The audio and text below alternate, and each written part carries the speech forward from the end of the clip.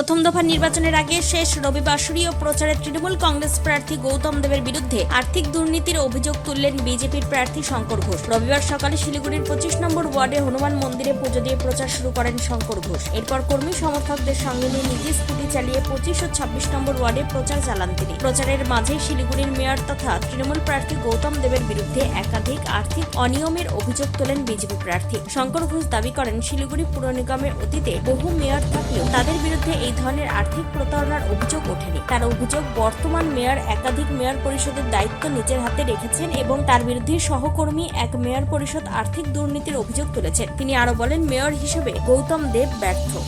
শিলিগুড়ি থেকে নিজস্ব প্রতিনিধি রিপোর্ট, টাইমস 14 বাংলা। আরো নিত্য নতুন ভিডিও পেতে এবং তথ্য জানতে আমাদের ফেসবুক পেজকে লাইক ও ফলো করে রাখুন। সেই সঙ্গে টাইমস 14 বাংলার ইউটিউব চ্যানেলকে সাবস্ক্রাইব করতে ভুলবেন না।